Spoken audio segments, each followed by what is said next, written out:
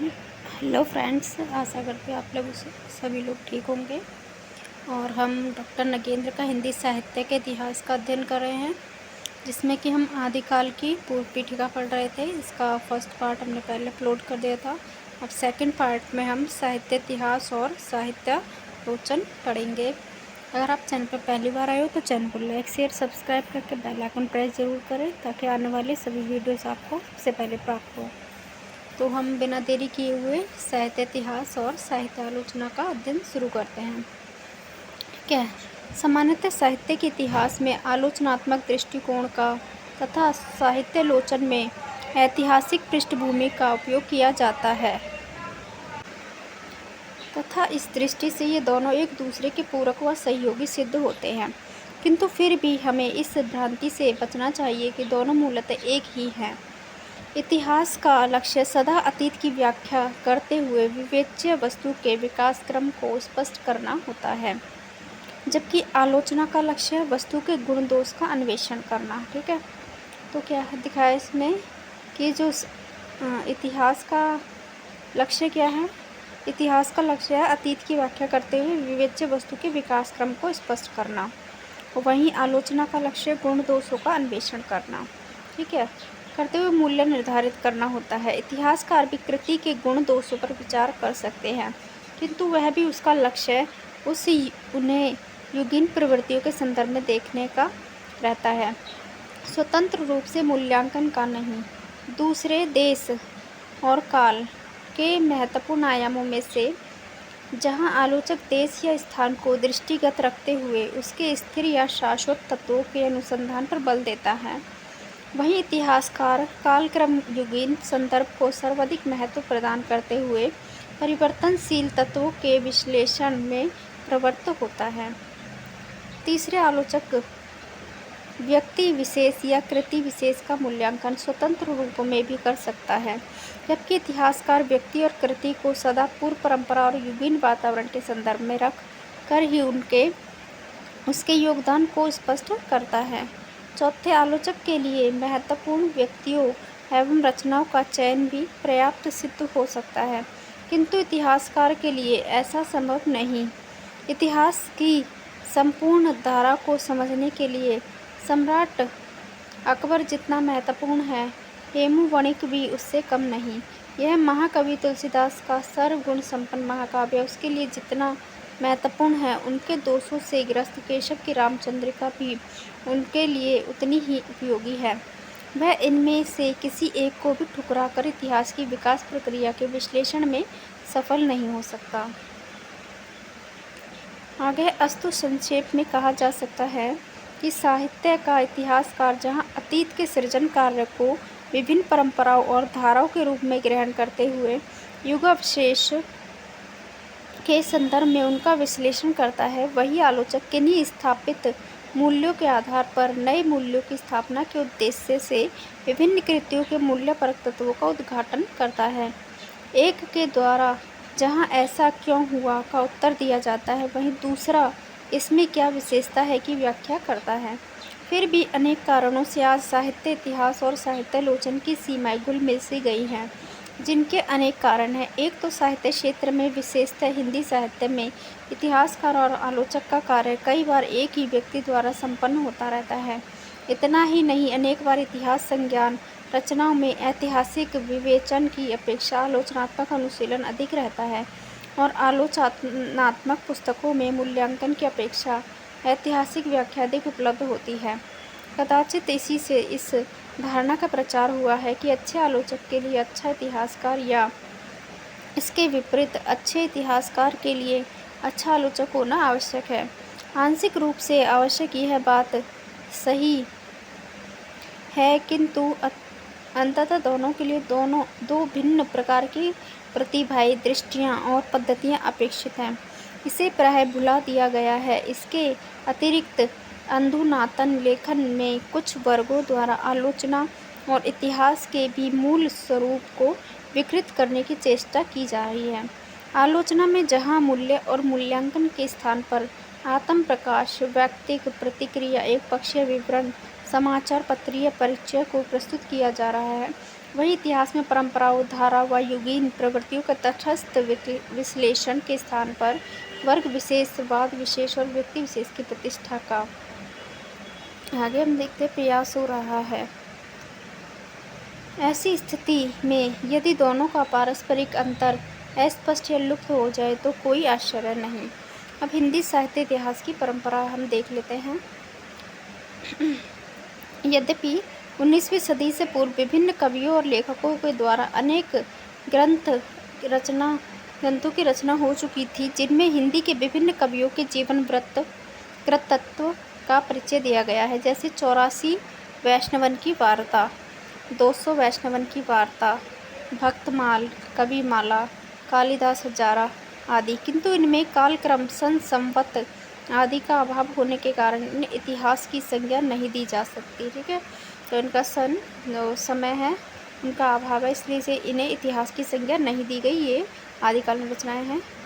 वस्तुतः अब तक की जानकारी के अनुसार हिंदी साहित्य के इतिहास लेखन का सबसे पहला प्रयास एक फ्रेंच विद्वान गार्दा तासी का ही समझा जाता है।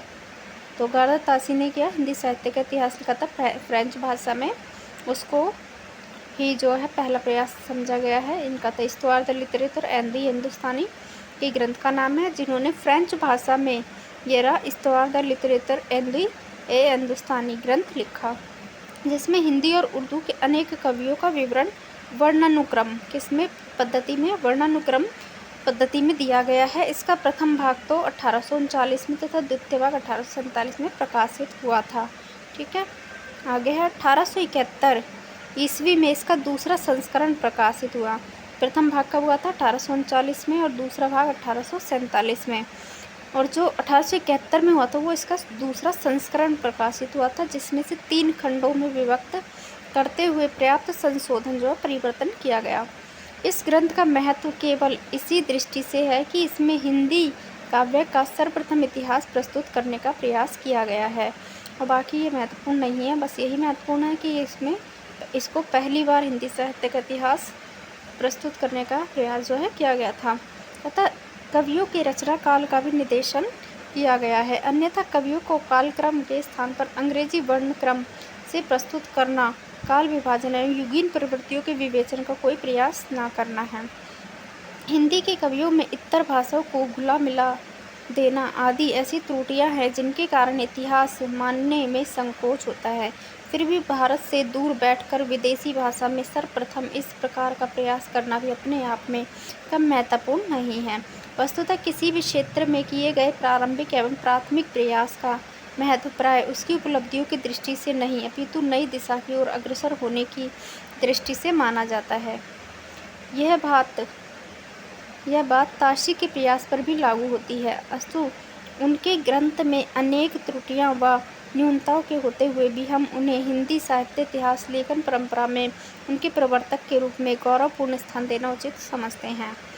ताशी की परंपरा को आगे बढ़ाने का श्रेय किसने किया था? शिव सिंह सेंगर ने किया था, जिन्होंने शिव सिंह सरोज 1883 में लगभग 1 सहस्त्र भाषा कवियों का जीवन चरित्र उनकी कविताओं के उदाहरण सहित प्रस्तुत करने का प्रयास किया था। ये आपको जरूर से याद रखना है, इनकी साहित्यिक परंपरा क्या क्या है, कि ये वेरी इंपॉर्टेंट है, इनसे क्वेश्चन बनते हैं हर एग्ज़ाम में हिंदी से रिलेटेड है जिनमें। ठीक है, कवियों के जन्म काल, रचना काल आदि के संकेत भी दिए गए हैं। यह दूसरी बात है कि वे संकेत बहुत विश्वसनीय नहीं हैं। इतिहास के रूप में इस ग्रंथ का भी महत्व अधिक नहीं है, किंतु फिर भी उस समय तक उपलब्ध हिंदी कविता संबंधी ज्ञान को संकलित किया जाता है, जिसमें परिवर्तित इतिहास लाभ उठा सकते हैं। इसी दृष्टि से इसका महत्व है। और एक क्वेश्चन आता है कि हिंदी साहित्य में हिंदी भाषा में लिखा हुआ सबसे पहला इतिहास ग्रंथ कौन सा है? तो वो शिव सिंह सरोज है। ठीक है, शिव सिंह सेंगर का हिंदी भाषा में लिखा हुआ इतिहास ग्रंथ। आगे है सन 1888 में एशियाटिक सोसाइटी ऑफ बंगाल की पत्रिका के विशेषांक के रूप में इनने जॉर्ज ग्रियर्सन द्वारा रचित the modern vernacular literature of Hindustan का प्रकाशन हुआ। कब हुआ था? 1888 में, जो नाम से इतिहास ना होते हुए भी सच्चे अर्थों में हिंदी साहित्य का पहला इतिहास कहा जा सकता है। ठीक है, ये शुक्ल जी की कोटेशन है। वैसे सॉरी, ये जो इतिहास ग्रंथ अगर क्वेश्चन बनता है सच्चे अर्थों में हिंदी साहित्य का पहला इतिहास किसे कहा जाता है, तो मॉडर्न वर्नाकुलर लिटरेचर ऑफ जो हिंदुस्तान है इसे कहा जाता है। इसमें लेखक ने कवियों और लेखकों का कालक्रम वर्गीकरण किया है, जबकि जो गार्दा तासिका था उसमें क्या कौन सा पद्धति थी, वर्णानुक्रम पद्धति थी। और जो ग्रियर्सन ने अपनाई थी कौन सी पद्धति अपनाई थी, कालानुक्रम पद्धति अपनाई थी। ठीक है, उनकी प्रवृत्तियों को भी स्पष्ट करने का प्रयास किया। उनके काल विभाजन संबंधी प्रयास गुण दोषों पर आगे चलकर इस रूप में मिलते हैं। इसका प्रयास किया तो उन्होंने आगे है कवियों को स्थान दिया, इसी परंपरा में उन्होंने और कवियों को स्थान दिया तथा दूसरी और इसे 8 से भी अधिक कालखंडों में विभक्त किया। इस क्षेत्र में उन्हें पूर्ववर्ती इतिहासकारों से अधिक सफलता मिली। इतिहास के रूप में इस ग्रंथ की विशेषता यह है कि इसमें कवियों के विवरणों के साथ साथ साहित्य के विविध अंगों पर भी पर्याप्त प्रकाश डाला गया है। ये डॉक्टर नगेंद्र अपने अनुसार बता रहे हैं और अलग अलग रचनाकारों के अनुसार बता रहे हैं, तो ये आपको देखना है। अलग जो रचनाकार में पहले गार्दा तासी आए थे जिन्होंने इतिहास लिखा, उसके बाद शिव सिंह सेंगर आए, उन्होंने कालानुक्रम पद्धति अपनाई थी। ठीक है, और फिर ग्रियर्सन ने कालानुक्रम पद्धति अपनाई थी और उससे पहले वर्णानुक्रम पद्धति ही अपनाई गई थी। ग्रियर्सन के बाद में अब हम आगे पढ़ेंगे। तथा इनके अज्ञात कवियों को प्रकाशन में लाते हुए उन्होंने साहित्यिक महत्व को स्पष्ट करने का यत्न किया। कवियों की सापेक्षित महत्व निर्धारित करने के लिए उनकी श्रेणियां भी बनाई गईं, किंतु काव्य समीक्षा में परंपरागत सिद्धांतों और पद्धतियों का अनुसरण मिलता है। अतः आधुनिक समीक्षा दृष्टि से यह ग्रंथ भले ही बहुत संतोषजनक ना कहे जा सके, किंतु इनमें कोई संदेह नहीं कि इतिहास लेखन की पूर्व परंपरा को आगे बढ़ाने में इसका महत्वपूर्ण योगदान है। जैसा कि आचार्य रामचंद्र शुक्ल ने स्वयं स्वीकार किया है, कवियों के परिचयात्मक विवरण मैंने प्राय मिश्र बंधु विनोद से ही लिए हैं। ये किसने कहा है, आचार्य शुक्ल जी ने कहा है। परिवर्तित इतिहासकार के लिए यह भी आधार ग्रंथ रहा है।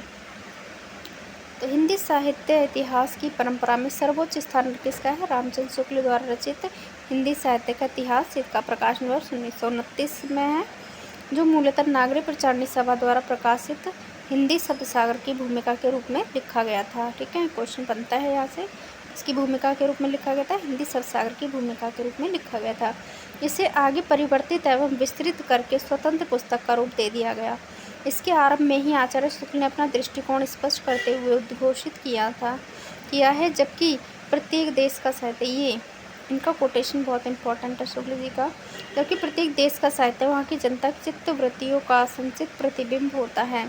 तब यह निश्चित है कि जनता की चित्तवृत्ति के परिवर्तन के साथ साथ साहित्य के स्वरूप में भी परिवर्तन होता चला जाता है। आदि से अंत तक इन्हीं चित्तवृत्तियों की परंपरा को परखते हुए साहित्य परंपरा के साथ उनका सामंजस्य दिखाना ही साहित्य का इतिहास कहलाता है। जनता की चित्तवृत्ति बहुत कुछ राजनीतिक, सामाजिक, सांप्रदायिक तथा धार्मिक परिस्थितियों के अनुसार होती हैं। इस उदाहरण से स्पष्ट है कि आचार्य शुक्ल ने साहित्य इतिहास के प्रति एक निश्चित व सुस्पष्ट दृष्टिकोण का परिचय देते हुए युगीन परिस्थितियों के संदर्भ में साहित्य के विकास क्रम की व्याख्या करने का प्रयास किया। इस दृष्टि से कहा जा सकता है कि उन्होंने साहित्य इतिहास को साहित्य लोचन से पृथक करने में के रूप में ग्रहण करते हुए विकासवादी और वैज्ञानिक दृष्टिकोण का परिचय दिया। साथ ही उन्होंने इतिहास के मूल विषय को आरंभ करने से पूर्व ही काल विभाग में अंतर्गत हिंदी साहित्य के 900 वर्षों के इतिहास को 4 सुस्पष्ट कालखंडों में विभक्त करके अपनी योजना को एक निश्चित दिशा के रूप में प्रस्तुत कर दिया। इसके पाठकों के मन में शंका और संदेह के लिए कोई स्थान नहीं रह जाता है। यह दूसरी बात है कि उन्होंने काल विभाजन का आधार न देकर केवल तत्व संबंधी निष्कर्षों को ही सूचना दी है, किंतु इससे उस युग के उन पाठकों को अवश्य लाभ हुआ जो काल विभाजन की सूक्ष्मताओं के पचड़े में पड़े बिना ही संपूर्ण हिंदी साहित्य को एक दृष्टि से देख लेना चाहते थे। नव उपलब्ध तथ्यों और निष्कर्षों के अनुसार अब यह काल विभाजन त्रुटिपूर्ण सिद्ध हो गया, किंतु इसमें कोई संदेह नहीं कि अपनी अति सरलता व स्पष्टता के कारण यह आज भी बहुप्रचलित और बहुमान्य है। आगे हैं, आचार्य शुक्ल के इतिहास की एक अन्य विशेषता पूरे भक्ति काल को 4 भागों या शाखाओं में बांटकर उन्हें उसे शुद्ध दार्शनिक एवं धार्मिक आधार पर प्रतिष्ठित कर देना है। उन्होंने इस काल के समस्त साहित्य को पहले निर्गुण धारा और सगुण धारा में और फिर प्रत्येक को दो दो शाखाओं, ज्ञान आश्रयी शाखा, प्रेमाश्रयी शाखा, राम भक्ति शाखा, कृष्ण भक्ति शाखा में विभक्त करके न केवल साहित्य आलोचकों के लिए तो दार्शनिक तथा धार्मिक दृष्टि के साहित्य अनुसंधान करने वालों के लिए भी एक अत्यंत सरल एवं सीधा मार्ग तैयार कर दिया। इतिहासकार के रूप में आचार्य शुक्ल की सबसे बड़ी विशेषता है कि कवियों और साहित्यकारों के जीवन चरित्र संबंधी इतिवृत्त के स्थान पर उनकी रचनाओं के साहित्यिक मूल्यांकन को प्रमुखता देना। इस क्षेत्र में उन्होंने एक तो चुने हुए कवियों को ही लिया, जहाँ मिश्र बंधु विनोद में कवि संख्या 5000 तक पहुँच चुकी थी, वहाँ उन्होंने उनमें से लगभग 1000 को ही अपने इतिहास में स्थान दिया। फिर उनके विवेचन में उनकी साहित्यिक महत्ता व लघुता का ध्यान रखते हुए उन्हें तदनुसार ही स्थान दिया। वस्तुतः इतिहास के इतने संक्षिप्त कलेवर में भी इतने कवियों का जैसा परिमाणिक, सारगर्भित एवं साधारण विवेचन भी प्रस्तुत कर पाए, इससे इतिहासकार शुक्ल की महानता प्रमाणित होती है। इस प्रकार विभिन्न काव्यधाराओं और युगों की साहित्यिक प्रवृत्तियों के निर्धारण में भी उन्होंने असाधारण सफलता प्राप्त की। रीति ग्रंथकारों के आचार्य तत्व एवं कवित्व का सूक्ष्म विश्लेषण करते हुए उनकी उपलब्धि तथा सीमाओं के संबंध में जो निर्णय आचार्य शुक्ल ने दिए, वे बहुत कुछ अंशों में आज भी मान्य हैं। इस प्रकार हम देखते हैं कि हिंदी साहित्य के इतिहास लेखन परंपरा में आचार्य शुक्ल का योगदान अत्यंत महत्वपूर्ण है। उनका इतिहास कदाचित अपने विषय का ऐसा पहला ग्रंथ है जिसमें अत्यंत सूक्ष्म एवं व्यापक दृष्टिकोण, स्पष्ट विवेचन, विश्लेषण और प्रामाणिक निष्कर्षों का सन्निवेश मिलता है। किंतु फिर भी हमें यह नहीं भूलना चाहिए कि उनके द्वारा इतिहास की रचना उस समय हुई थी जब कि हिंदी का अधिकांश प्राचीन साहित्य अज्ञात, लुप्त एवं अप्रकाशित अवस्था में पड़ा था तथा उनका प्रामाणिक अध्ययन विश्लेषण नहीं हो पाया था। वस्तुतः इतिहासकार से यह अपेक्षा नहीं की जा सकती कि वह इतिहास की सहस्त्राधिक रचनाओं का स्वयं ही अनुसंधान, अध्ययन, विश्लेषण करके उपलब्ध निष्कर्षों के आधार पर इतिहास की रचना करे, अपितु वह अन्य अनुसंधानकर्ता द्वारा उपलब्ध तथ्यों और निष्कर्षों के आलोक में अपना कार्य संपादन करता है। यह दूसरी बात है कि उन तथ्यों और निष्कर्षों की ऐतिहासिक व्याख्या वह अपने ढंग से स्वतंत्र रूप में करता है, किंतु आचार्य शुक्ल के इतिहास लेखन के समय तो हिंदी अनुसंधान का आरंभ मात्र ही हो पाया था। इस तथ्य की पुष्टि इस बात से होती है कि 1929 तक सारे हिंदी जगत में लिखे गए शोध प्रबंधों की संख्या 3-4 से अधिक नहीं थी। ऐसी स्थिति में इतिहास के जिस पक्ष का संबंध उनके स्वतंत्र चिंतन एवं विवेचना शक्ति से था, उसमें तो उन्हें स्थायी सफलता मिली, किंतु जो पक्ष इतिहास की आधारभूत सामग्री से संबंध था, उसमें उन्हें अनुमान और कल्पना से काम लेना पड़ा, जिनका परिणाम यह हुआ कि इस पक्ष से संबंधित उनके अनेक निष्कर्ष व अप्रमाणिक सिद्ध हो गए हैं। इससे उनके इतिहास में अनेक ऐसी त्रुटियां तथा असंगतियों का प्रादुर्भाव हो गया है जो आज की स्थिति में उनके इतिहास के दुर्लभ पक्ष को सूचित करती है। इसी प्रकार वीर गाथा काल में उल्लेखित रचनाओं के अस्तित्वहीन, अप्रमाणिक, परिवर्तित या अन्य भाषा में रचित सिद्ध हो जाने के कारण यह भी काल आज अत्यंत विवादग्रस्त हो गया है। भक्ति काल के नामकरण और वर्गीकरण में एक कठिनाई यह हो सकती है कि धर्मनिरपेक्ष दृष्टि से राजाश्रय या लोकाश्रय में काव्य रचना करने वाले कवियों के लिए यह राम कृष्ण के अतिरिक्त किसी अन्य अवतार या देवी देवता की उपासना करने वाले भक्त कवि के लिए उसमें समुचित स्थान नहीं है। फिर भी यह नामकरण और वर्गीकरण व्यवहारिक दृष्टि से सरल, सुगम व मान्य सिद्ध हुआ। भक्ति काल की ही भांति रीति काल में भी नामकरण, सीमा निर्धारण और परंपराओं का, काव्यधाराओं का वर्गीकरण वर्ग विशेष के एक पक्षीय बोध का सूचक है, जिससे इस काल के रीति मुक्त प्रेम मार्ग कवियों, वीर रसात्मक काव्यों के रचयिताओं तथा राजनीति एवं वैराग्य संबंधी मुक्तकों के रचयिताओं कवियों के साथ न्याय नहीं हो पाता।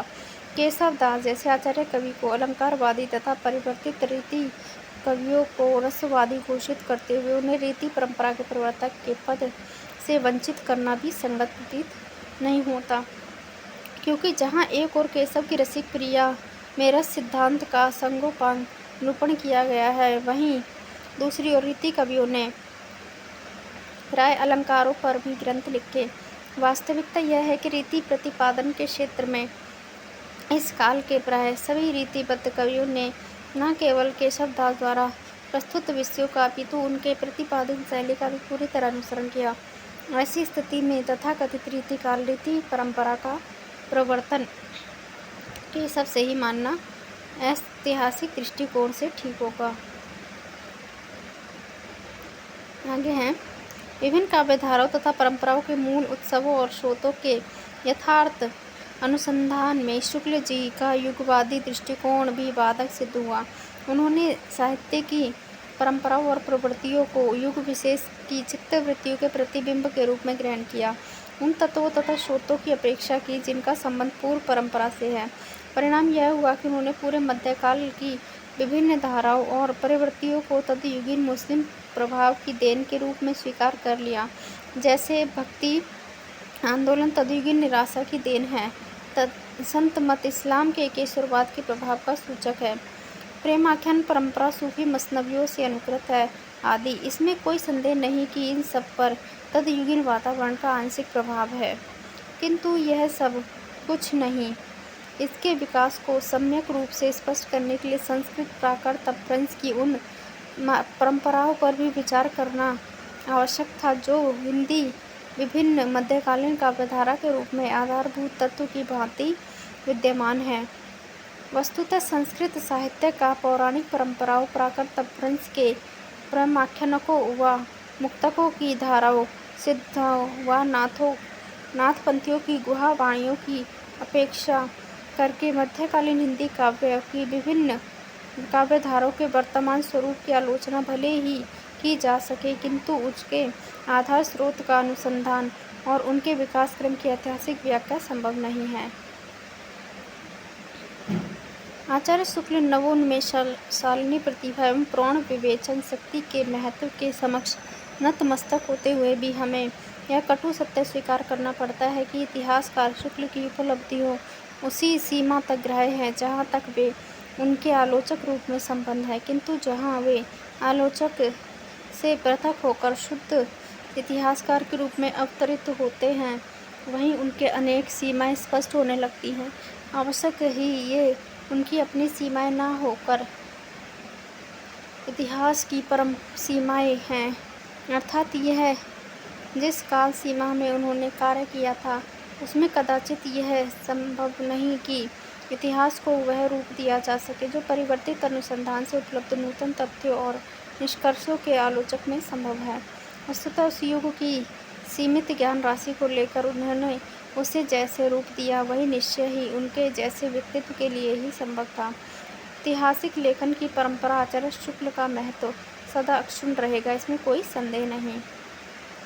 आगे है आचार्य शुक्ल जी लेखक परंपरा के लेखन के लगभग एक दशाब्दी बाद आचार्य हजारी प्रसाद द्विवेदी क्षेत्र में अवतरित हुए। उनकी हिंदी साहित्य की भूमिका क्रम और पद्धति दृष्टि से इतिहास रूप में प्रस्तुत नहीं है, किंतु उनके प्रस्तुत विभिन्न स्वतंत्र लेखों में कुछ ऐसे तथ्य निष्कर्ष प्रतिपादित किए गए हैं जो हिंदी साहित्य के इतिहास लेखन की नई दृष्टि, नई सामग्री और नई व्याख्या प्रदान करते हैं। जहाँ आचार्य शुक्ल की ऐतिहासिक दृष्टि युग की परिस्थितियों को प्रमुखता प्रदान करती थी, वहीं आचार्य द्विवेदी ने परंपरा का महत्व प्रतिष्ठित करते हुए उन धारणाओं को खंडित किया जो युगीन प्रभाव के एकांगी दृष्टिकोण पर आधारित थी। उन्होंने अत्यंत सशक्त स्वर में उद्घोषित किया कि भक्ति आंदोलन न तो युगीन पराजित हिंदू जाति की निराशा से उद्वेलित है, न ही इस्लाम की प्रतिक्रिया है। इसका प्रत्यक्ष प्रमाण यह है कि 7वीं-8वीं सदी में जब कि भारत की धरती पर इस्लाम की छाया भी नहीं पड़ी थी, दक्षिण के वैष्णव भक्तों में भक्ति अपने पूर्ण वैभव के साथ विद्यमान थी। इस प्रसंग में उन्होंने स्पष्ट शब्दों में इस्लाम के प्रभाव का खंडन करते हुए लिखा है कि हजारी प्रसाद द्विवेदी ने मैं इस्लाम के महत्व को भूल नहीं रहा हूँ, लेकिन जोर देकर कहना चाहता हूँ कि अगर इस्लाम ना आया होता तो भी इस साहित्य का 12 आना वैसा ही होता जैसा आज है। ये कोटेशन वेरी इंपॉर्टेंट है, हजारी प्रसाद द्विवेदी की है। आगे इस प्रकार उन्होंने संत काव्य परंपरा के स्रोत का अनुसंधान करते हुए सिद्धों और नाथपंथियों की वाणियों, विचार सारणियों, पद्धतियों, काव्य शैलियों की तुलनात्मक अध्ययन करते हुए यह स्पष्ट किया कि किस प्रकार कबीर आदि इनसे प्रभावित हैं। वस्तुतः भाव, विचार, तर्क पद्धति, भाषा शैली आदि के आधार पर उन्होंने सिद्ध किया कि हिंदी का संत काव्य पूर्ववर्ती सिद्धों व नाथपंथियों के साहित्य का सहज विकसित रूप है, अतः उसमें केवल इस्लाम पर आधारित मानने की आवश्यकता नहीं। हिंदी के प्रेम आख्यानकों के मूल स्रोत का अनुसंधान करते हुए उन्होंने प्रतिपादित किया कि इनकी कथा वस्तु, कथानक रूढ़ियाँ, रचना शैली, छंद योजना आदि संस्कृत, प्राकृत व अपभ्रंश की काव्य परंपराओं का आश्रित है। मध्यकालीन हिंदी काव्य के विविध स्रोतों के अनुसंधान के अतिरिक्त आचार्य द्विवेदी ने संत साहित्य और वैष्णव भक्ति काव्य के ऐतिहासिक मूल्यांकन के लिए नया दृष्टिकोण भी प्रस्तुत किया।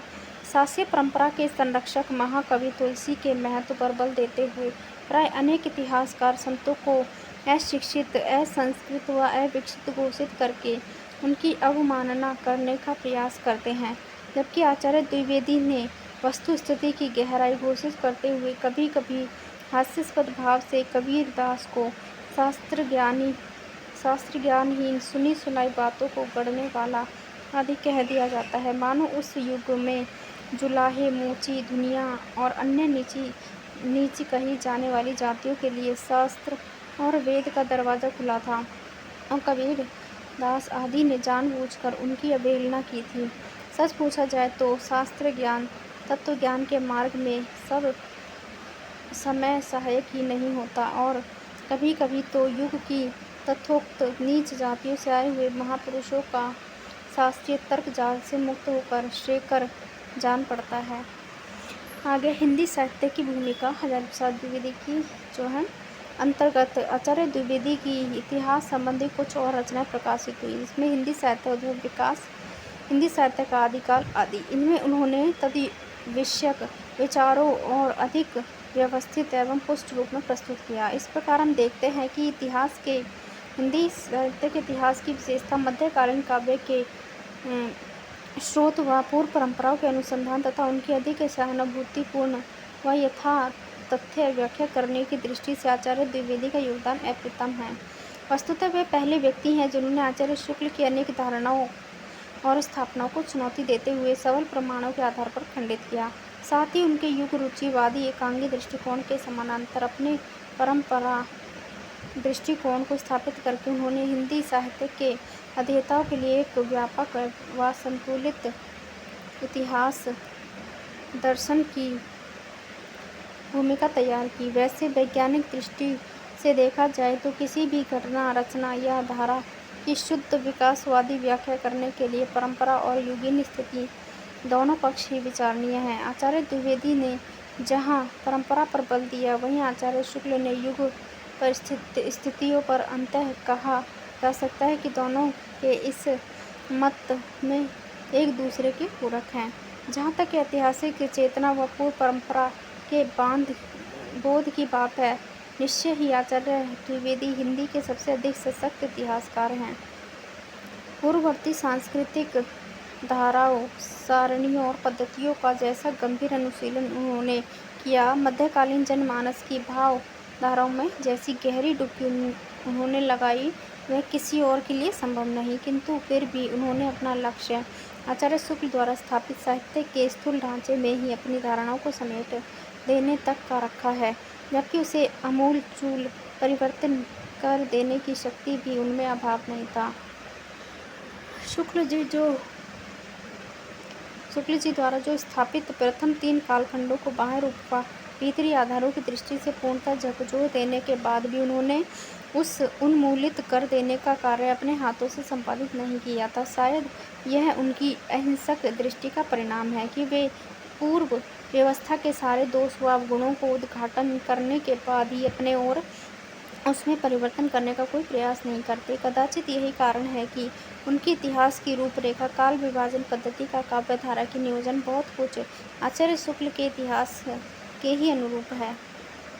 आचार्य द्विवेदी के साथ इस क्षेत्र में अवतरित होने वाले एक अन्य विद्वान डॉक्टर रामकुमार वर्मा ने हिंदी साहित्य का आलोचनात्मक इतिहास 1938 में 693 ईस्वी से 1693 ईस्वी तक की काल अवधि की ही ली है, मतलब भक्ति काल तक का अध्ययन इन्होंने किया है।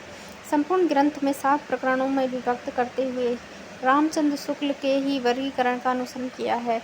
इनका इतना आवश्यक है कि युगों व धाराओं के नामकरण में किंचित परिवर्तन कर उन्हें सरल रूप दे दिया, यथा निर्गुण ज्ञान आश्रयी शाखा, निर्गुण प्रेम आश्रयी, प्रेम मार्गी, सूफी शाखा जैसे लंबे लंबे नामों के स्थान पर संत काव्य, प्रेम काव्य आदि नामों का प्रयोग किया। अधिक सुविधाजनक है वीर गाथा काल को चारण काल की संज्ञा देने के अतिरिक्त उन्होंने पूर्व एक संधि काल जोड़ दिया गया। यद्यपि इस समय में अपभ्रंश और हिंदी भेद भली भांति स्पष्ट हो चुका था तथा स्वयं डॉक्टर वर्मा ने भी दोनों को भिन्न भिन्न माना, फिर भी अपभ्रंश के सिद्ध जैन व नाथपंथी कवियों की वाणी को हिंदी साहित्य में स्थान देने का वे भी लोभ संवरण नहीं कर पाए।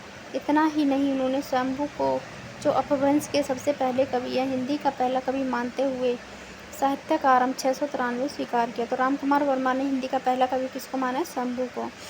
ऐतिहासिक व्याख्या की दृष्टि से यह इतिहास आचार्य शुक्ल के गुण दोषों का विस्तार है। कवियों के मूल्यांकन में आवश्यक लेखन ने अधिक सहायता और कलात्मकता का परिचय दिया है।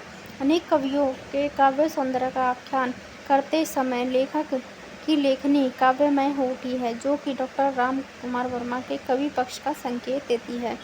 शैली की सरसता और प्रभावपूर्णता के कारण का इतिहास पर्याप्त लोकप्रिय हुआ तथा पाठकों को इस बात का अभाव प्राय खलता रहा कि यह भक्ति काल तक ही सीमित है, इसका शेष भाग अलिखित रहा। आगे है, नागरी प्रचारणी सभा द्वारा हिंदी साहित्य का बृहत इतिहास प्रकाशित करने की विशाल योजना क्रियान्वित हुई। इसके अंतर्गत समस्त हिंदी साहित्य के 16 भागों में प्रस्तुत किया गया। यह यद्यपि इस ग्रंथ के लेखन के लिए कुछ सामान्य सिद्धांतों और पद्धतियों का निर्धारण कर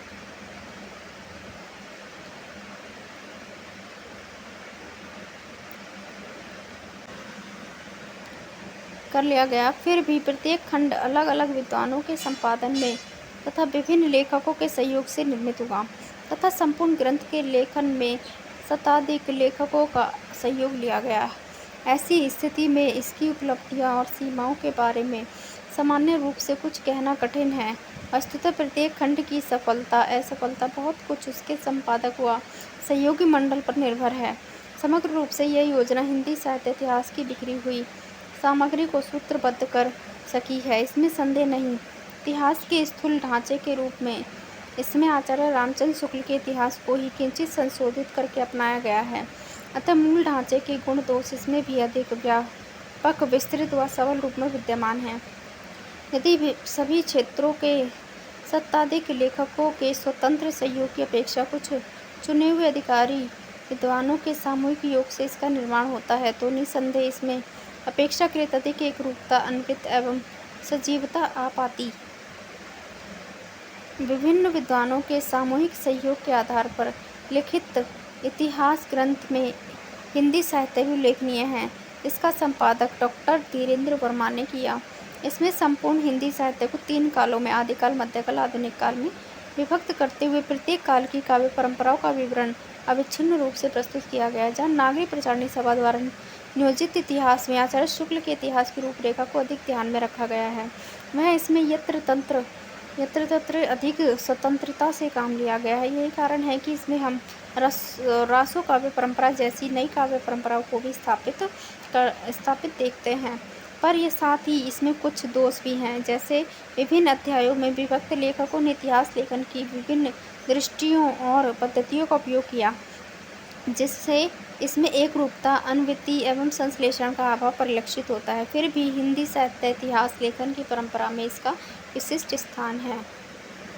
आगे है, उपयुक्त स्थान इतिहास ग्रंथों के अतिरिक्त भी अनेक शोध प्रबंध और समीक्षात्मक ग्रंथ लिखे गए हैं, जो हिंदी साहित्य के संपूर्ण इतिहास को तो नहीं, किंतु उसके किसी एक पक्ष, अंग या काल को नूतन ऐतिहासिक दृष्टि और नई वस्तु प्रदान करते हैं। इनका सबका विवेचन तो यह संभव नहीं, किंतु इनका संकेत अवश्य किया जा सकता है। डॉक्टर भागीरथी मिश्र का हिंदी काव्य शास्त्र का इतिहास, नगेंद्र का रीति काव्य की भूमिका, श्री परशुराम चतुर्वेदी की उत्तरी भारत की संत परंपरा, श्री प्रभुदयाल मित्तल की चैतन्य संप्रदाय और उनका साहित्य, डॉक्टर विजेंद्र स्नातक का राधा वल्लभ संप्रदाय, सिद्धांत और साहित्य, श्री विश्वनाथ प्रसाद मिश्र का हिंदी साहित्य का अतीत, श्री चंद्रकांत बली का पंजाब प्रांतीय हिंदी साहित्य का इतिहास, डॉक्टर टीकम सिंह तोमर का हिंदी वीर काव्य, डॉक्टर मोतीलाल मीनारिया कृत राजस्थानी भाषा और साहित्य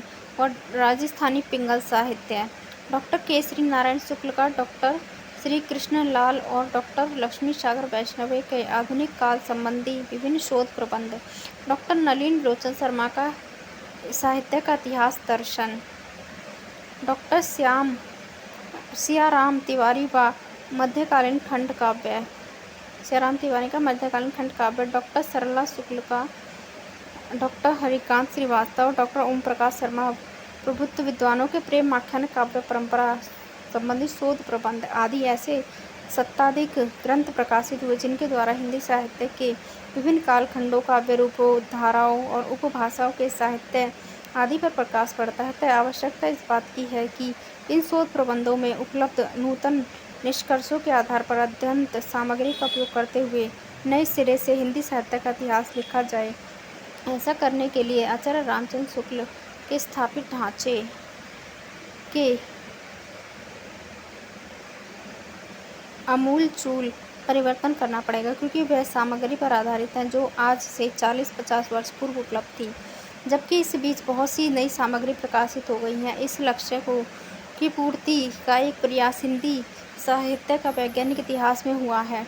इसमें साहित्य इतिहास के विकासवादी सिद्धांतों की प्रतिष्ठा करते हुए उसके आलोक में हिंदी साहित्य का नूतन व्याख्यान प्रस्तुत करने की चेष्टा की गई है। इस प्रकार गार्दा ताशी से लेकर अब तक की परंपरा का संक्षिप्त सर्वेक्षण से यह भली भांति स्पष्ट हो जाता है कि लगभग एक शताब्दी की ही अवधि में हिंदी साहित्य इतिहास लेखन अनेक दृष्टि रूपों और पद्धतियों का आंकलन और समन्वय करते हुए संतोषजनक प्रगति कर गया। इतना ही नहीं, हमारे लेखकों ने न केवल विश्व इतिहास दर्शन के बहुमान्य सिद्धांतों और प्रयोगों को अंगीकृत किया, अपितु उन्होंने ऐसे नए सिद्धांत भी प्रस्तुत किए जिनका सम्यक मूल्यांकन होने पर अन्य भाषाओं के इतिहासकार भी उनका अनुसरण कर सकते हैं। अब हिंदी साहित्य इतिहास के आधार ग्रंथ जो हमें देखने हैं, हिंदी साहित्य इतिहास के आधार ठीक है।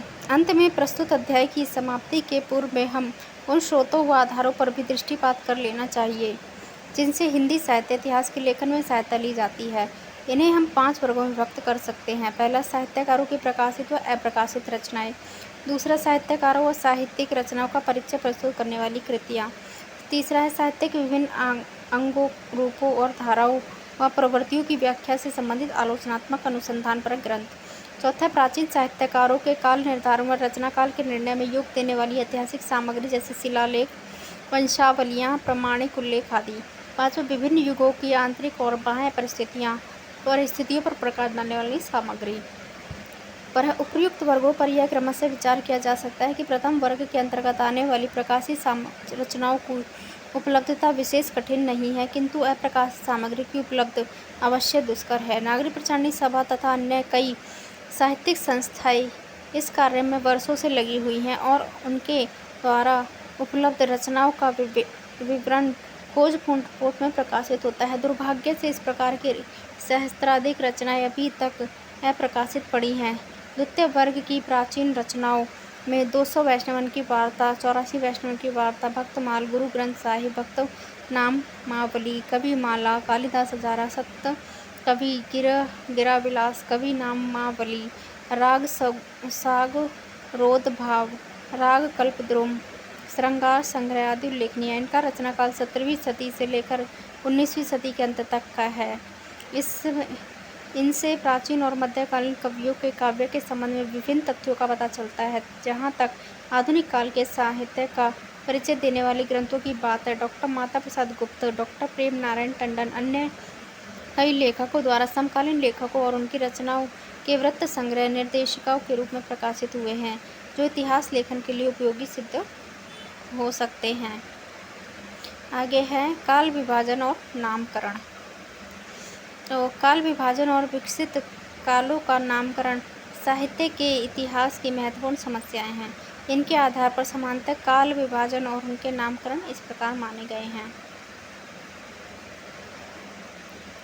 पहले ऐतिहासिक कालक्रम के अनुसार आदिकाल, मध्यकाल, संक्रांति काल, आधुनिक काल आदि। दूसरा शासक और उनके शासन काल के अनुसार एलिजाबेथ युग, विक्टोरिया युग, मराठा काल आदि। लोकनायक और उनके प्रभाव काल के अनुसार चैतन्य काल, बांग्ला, गांधी युग, गुजराती आदि। साहित्य नेता व उनकी प्रभाव परिधि के आधार पर रविंद्र युग, भारतेंदु युग आदि। पांचवा है राष्ट्रीय, सामाजिक अथवा सांस्कृतिक घटना व आंदोलन के आधार पर भक्ति काल, पुनर्जागरण काल, सुधार काल, युद्धोत्तर काल, प्रथम महायुद्ध के बाद का कालखंड, स्वतंत्रोत्तर काल। आगे साहित्यिक प्रवृत्ति के नाम पर छठा है ये रोमानी युग, रीतिकाल, छायावादी युग आदि। इस प्रसंग से पहला प्रश्न तो यह है कि इस प्रकार के विभाजन की आवश्यकता क्या है। इसका उत्तर स्पष्ट है कि वह वस्तु के समग्र रूप को दर्शन करने के लिए भी उनके अंगों का ही निरीक्षण करना पड़ता है। हमारी दृष्टि शरीर के विभिन्न अवयवों का अवलोकन करती हुई संपूर्ण व्यक्तित्व का दर्शन करती है। अवयवों को पृथक मान कर उनका निरीक्षण करना खंड दर्शन, किंतु उनके व्यक्तित्व के अंग मान कर देखना समग्र दर्शन और उनकी यही सहज विधि है, क्योंकि निरवयव रूप से दर्शन अपने आप में कठिन है। इसके अतिरिक्त जीवन या साहित्य को अखंड प्रवाह के रूप में मानने पर भी इस बात से तो इनकार नहीं किया जा सकता कि उसमें समय समय पर दिशा परिवर्तन और रूप परिवर्तन होता रहता है। दृष्टि की अपनी सीमाएं होती हैं, वह सभी कुछ एक साथ नहीं देख सकती, इसलिए अंगों पर होती हुई ही अंगी का अवलोकन करती है। अतः यह बात बराबर ध्यान में रखते हुए कि साहित्य की अखंड परंपरा का निरूपण ही इतिहास का लक्ष्य है, समय समय पर उपस्थित दिशा परिवर्तन और रूप परिवर्तन के अनुसार विकास क्रम का अध्ययन करना न सिर्फ उचित है बल्कि जरूरी भी है। आगे देखते हैं, ये दूसरी विचरणीय प्रश्न यह है कि काल विभाजन का सही आधार क्या हो सकता है। वर्ग विभाजन प्राय समान प्रकृति और प्रवृत्ति के आधार पर किया जाता है। समान प्रकृति के अनेक पदार्थ मिलकर एक वर्ग बनाते हैं और इस प्रकार समय प्रकृति के आधार पर अनेक वर्गों में विभक्त होकर अस्त व्यस्त समूह व्यवस्थित रूप धारण कर लेता है। जिस प्रकार प्रवाह के अंदर अनेक धाराएं होती हैं, उसी प्रकार साहित्य में भी अनेक प्रवृत्तियां होती हैं और इस प्रवृत्तियों का आदि अंत, उतार चढ़ाव इतिहास काल विभाजन अर्थात विभिन्न युगों की सीमाओं का निर्धारण करता है। यह वर्ग विभाजन परिपूर्ण नहीं हो सकता। इनका रूप प्राय स्थूल और अनुमानिक होता है, फिर भी समूह का पर्यवेक्षण करने में इससे बड़ी सहायता मिलती है। काल विभाजन का आधार भी समान प्रकृति और प्रवृत्ति ही होती है। जनजीवन की प्रवृत्तियों व रीति आदर्शों की समानता के आधार पर सामाजिक इतिहास का काल विभाजन होता है और राजनीतिक परिस्थितियों की समानता राजनीतिक इतिहास के काल विभाजन का आधार बनती है। इसी प्रकार साहित्यिक प्रवृत्तियों और रीति आदर्शों का सम्यक वैषम्य ही साहित्यिक इतिहास का काल विभाजन का आधार हो सकता है। समान प्रकृति और प्रवृत्तियों की रचनाओं का कालक्रम से वर्गीकृत अध्ययन कर साहित्य का इतिहास संपूर्ण साहित्य दृष्टि का संवेद अध्ययन करने का प्रयत्न करता है। इसी प्रकार नामकरण के पीछे भी कुछ न कुछ तर्क आवश्यक रहता है अथवा रहना चाहिए। आगे है नाम की सार्थकता। इसमें है कि वह पदार्थ के गुण अथवा धर्म का मुख्यतः द्योतक कर सके। तर्क से किसी भी कालखंड का नाम ऐसा होना चाहिए जो उसकी मूल साहित्य चेतना को प्रतिबिंबित कर सके। शासक के नाम पर भी कालखंड का नामकरण तभी मान्य होता है या हुआ है जब शासक विशेष व्यक्तित्व ने प्रत्यक्ष अथवा अप्रत्यक्ष रीति से साहित्य की गतिविधियों को प्रभावित किया है। उदाहरण के लिए एलिजाबेथ और विक्टोरिया दोनों राजनीतिक एवं सामाजिक व्यक्तित्व एवं शासन तंत्र में अपने युग जीवन को प्रभावित करते हुए साहित्य की गतिविधि पर भी गहरा प्रभाव डाला था। यही तर्क लोकनायक के विषय में चैतन्य या गांधी अपने युग के सांस्कृतिक जीवन सांस्कृतिक सामाजिक जीवन पर गहरा प्रभाव था, जो साहित्य में व्यापक रूप से मुखरित होता रहा। उधर साहित्यिक नेता युग में विशेष साहित्यिक चेतना का प्रतिनिधि होने पर भी इसका गौरव अधिकारी होता है। शेक्सपियर, रविंद्रनाथ भारतेंदु व्यक्ति न होकर एक संस्था थे, युग निर्माता थे, जिनके कृतित्व ने अपने अपने युग की प्रमुख साहित्यिक प्रवृत्तियों को प्रभावित किया। राष्ट्रीय महत्व की घटनाएं जैसे महायुद्ध, भारतीय स्वतंत्रता का घोषणा अथवा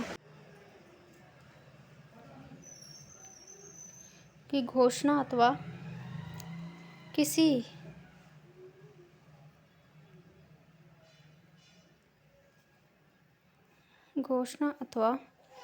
किसी व्यापक आंदोलन या प्रवृत्ति के अनुसार नाम की सार्थकता और भी अधिक स्पष्ट है। भक्ति, पुनर्जागरण अथवा राष्ट्रीय आंदोलन का प्रभाव जितना समाज पर था उतना साहित्य पर भी। और अंत में साहित्यिक प्रवृत्ति के विषय में तो कहना ही क्या।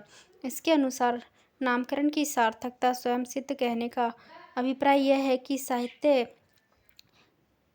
के इतिहास में नामकरण का मूल आधार काल विशेष को साहित्य चेतना का प्रतिफलन, जिसका माध्यम सामान्यतः उस युग की सर्वप्रमुख साहित्यिक प्रवृत्ति ही हो सकती है। लेकिन यह अनिवार्य नहीं कि इस प्रकार प्रसंग में एक सीमा से आगे एक रूपता का प्रयत्न भी अधिक संगत नहीं है। यह आवश्यक नहीं है कि प्रत्येक कालखंड में कोई एक प्रवृत्ति समग्र साहित्य चेतना का प्रतिनिधित्व कर सके।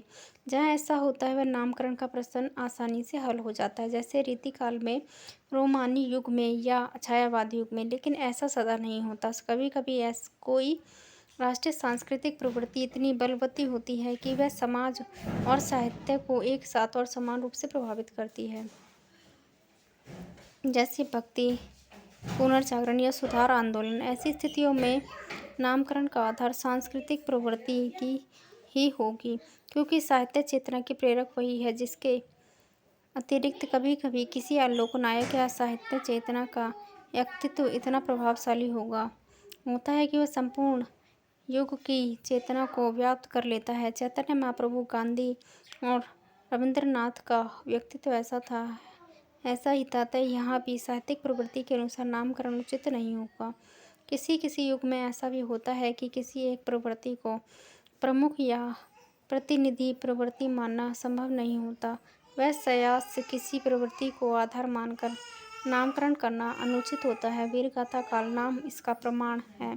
तो ऐसी स्थिति में आदिकाल जैसे निर्विशेष नाम ही अधिक उपयोगी होते हैं। कहने का अभिप्राय यह है कि काल विभाजन और नामकरण में एक रूपता अनिवार्य नहीं है। आवश्यकता इस बात की है कि काल विभाजन विवेक सम्मत हो सकता है, जो साहित्य की परंपरा में सही रूप से समझने में सहायक हो। साथ ही नाम भी ऐसा होना चाहिए जो युग की साहित्य चेतना का सही ढंग से प्रतिफलन करता हो। यदि साहित्य नामकरण से भ्रांति उत्पन्न होती तो यह उन्हें अन्य उचित आधार ग्रहण करने में कोई आपत्ति नहीं होनी चाहिए। नाम के रूप का बलिदान नहीं करना चाहिए। रैन वेलेक ने अपने निबंध में इस मिश्रित पद्धति का आलोचना। फिर भी प्रचलित नामों का यह मिश्रित आधार कुछ न कुछ परेशानी अवश्य पैदा करता है। सुधारवाद चर्च के इतिहास से आया है। हम इससे आगे का यहाँ से हम अध्ययन नेक्स्ट वीडियो में करेंगे, क्योंकि यहाँ पे अब शोर आने लगा है, लाइट चली गई है, इस कारण मैं अभी वीडियो कंटिन्यू नहीं कर पाऊँगी। ये वीडियो हम आगे के वीडियो में कंप्लीट करेंगे। धन्यवाद। चैनल को लाइक, शेयर, सब्सक्राइब करके बेल आइकन प्रेस ज़रूर करें। तब तक के लिए धन्यवाद।